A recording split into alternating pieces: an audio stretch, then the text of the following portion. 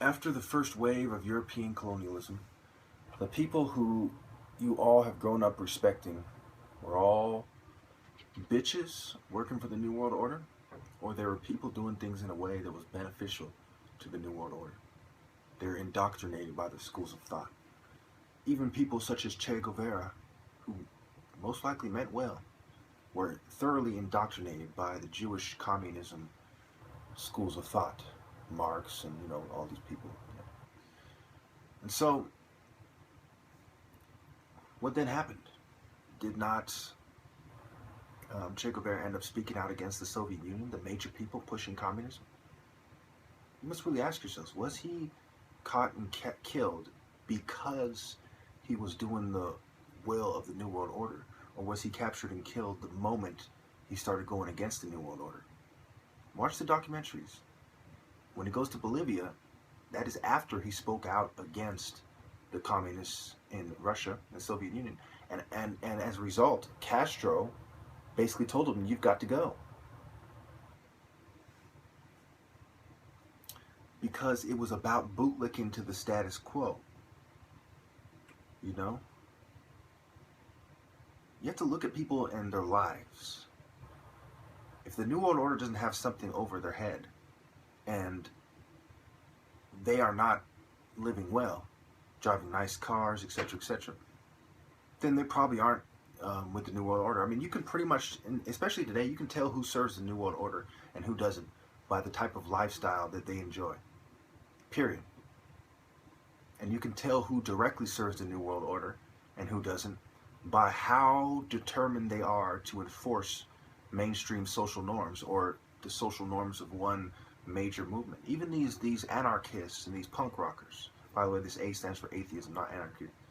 But either way, I don't agree with either schools of thought. But even these punk rockers and these grunge people and these people who seem to be rebellious, they have their social norms, they have their hierarchy, they have their concerts, they fall under the control of the New World Order. And they keep each other, in check. You see, what really makes a man, what makes him a true man? Because of course, what makes a man is, he passes a certain age and he goes through manhood, and what have you. But what makes him a real man is the type of principles that he serves. If you have no the only principles that you can call principles are those that are found in the Bible and the Quran and sometimes in the Torah. Period. There is no other way. So the people you've grown up respecting are all low lives. They're all scum. Except perhaps your parents or something like that. Unless, of course, they're to be found in the scriptures. So especially post first wave European colonialism in Africa, the New World, what have you, Asia, the Middle East, especially during that period of time, after that period of time, the people that you respect are certainly bootlicking fucking scum, when you truly analyze it.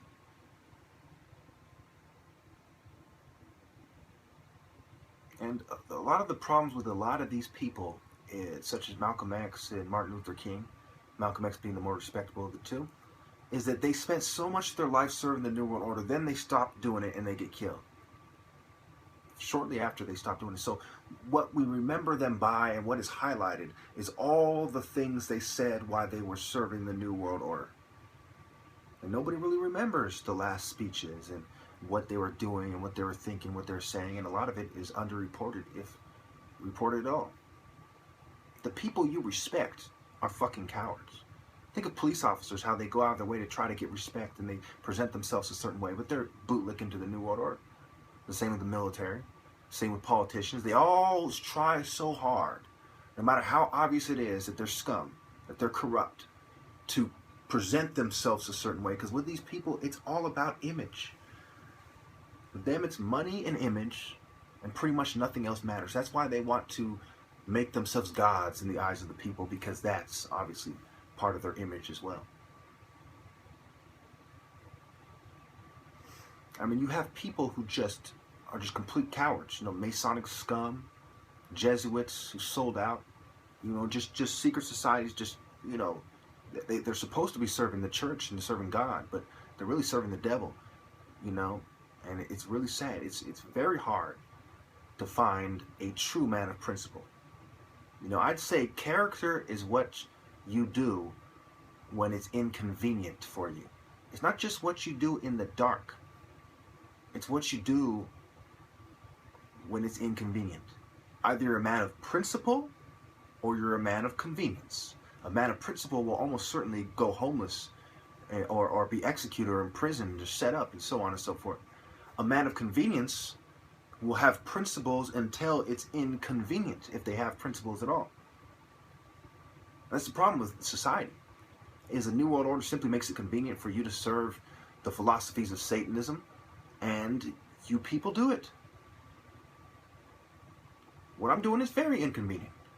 It means I'm going to be shunned by women, and it means that they're playing with me with this female that I fell in love with. You know, they know damn well that everything they're doing is for effect. You know, they're like, what can we do to this guy? How can we push his buttons? What does it take? You know, and that's all. Only reason she was talk to me at all is because she was under orders. You know, but I'm such a greater man than they are. I mean, so much greater of a man than they are, that I was able to fall in love with somebody I knew the whole time was either my enemy or working for my enemies. I mean, it is just, I put these people to shame every minute that I'm alive of my existence. These people want me gone because when you look at how they live their life and you look at how I live my life, you know, it is like comparing fucking Judas to, you know, a true man of principle, you know? So I don't want to compare myself to Jesus, but you get my meaning. They're scum. I'm a great warrior that they can't even find somebody to beat, and they're a bunch of low-life scum.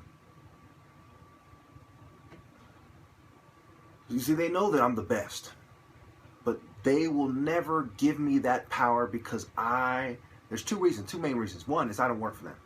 But even if I did, they would still not give me that respect because I haven't gone through the process and bootlicked all the way up to get to the point where they're like, okay, we're happy with this guy being in charge.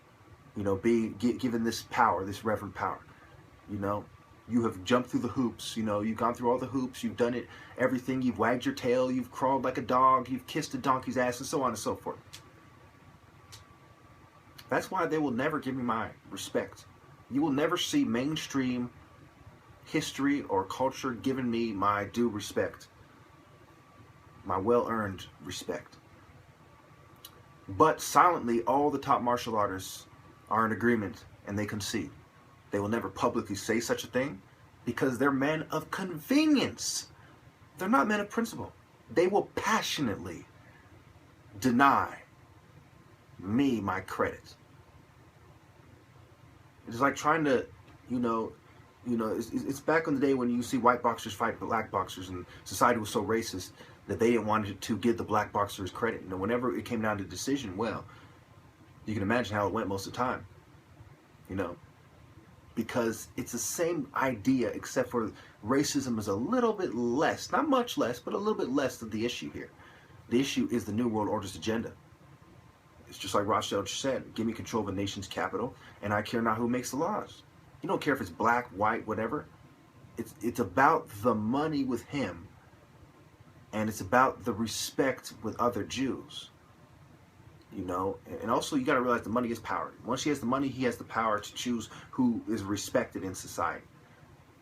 And the people who make the laws aren't always respected, especially nowadays. We tend to not like whoever is in office.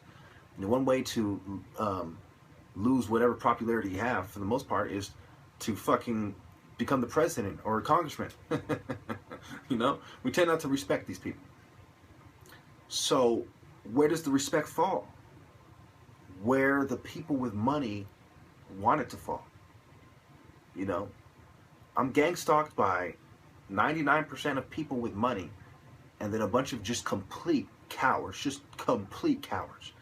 That's basically the two types of people. You know, they're all people of convenience instead of people of principle.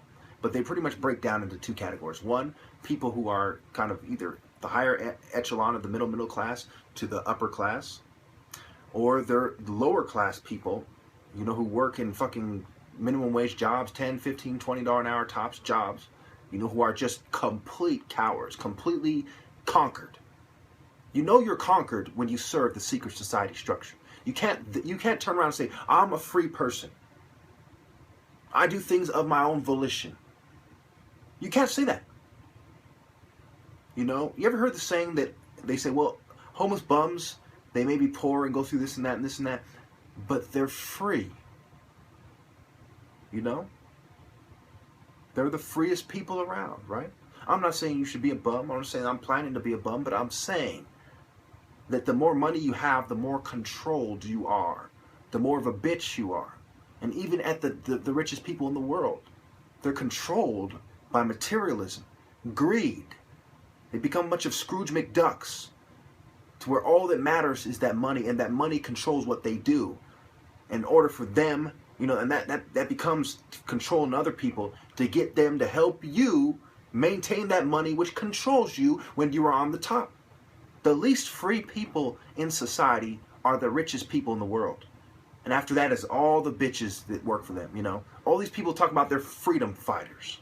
You know, they know they're hypocrites. They know when you work for the secret society, it's kind of like working for the feds and you call yourself a gangster or something. You know you're a sellout. You know you're a hypocrite. You know you're a bitch. Just because you haven't been ostracized doesn't mean you're not a complete fucking bitch. Just because you haven't been exposed doesn't mean you're not a fucking traitor.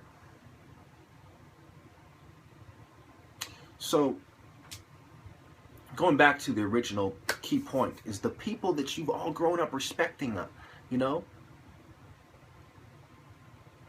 They were all bitches. Except for the ones in scripture and perhaps your parents or something. Now even Shaka Zulu, who I have a lot of respect for, he dealt with the white man to a certain degree. And almost certainly there were secret society people trying to indoctrinate him with their philosophy and to change the way his African culture into a hybrid, an amalgamation, which includes Western or European philosophy.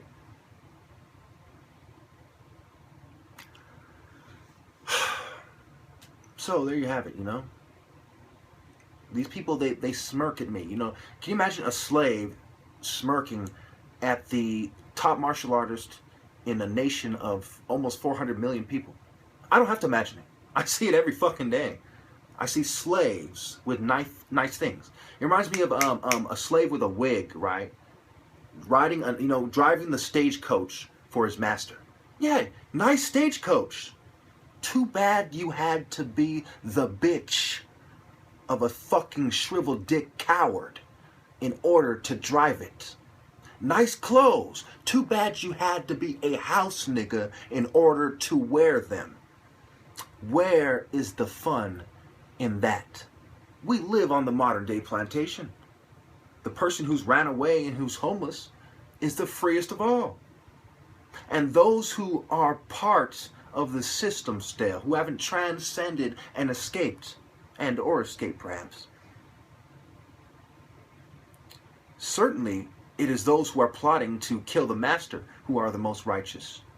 And then it is the people who are in the field, and so on and so forth. You know, the spiritual pyramid is the pyramid of perhaps materialistic success in reverse. The master is the spiritual bottom feeder. Then the house niggas. And the ones on the top are the transcendent heroes, then the transcendent, then those who are plotting to kill the master. So it's those who are plotting to kill the master and have escaped the system completely. Then those who have escaped the system. Then those who are plotting to kill the master with no logical justification other than hate. And then the field, and then the house, then the house, then the overseer, and then the master. So what are you in today's American Great Plantation?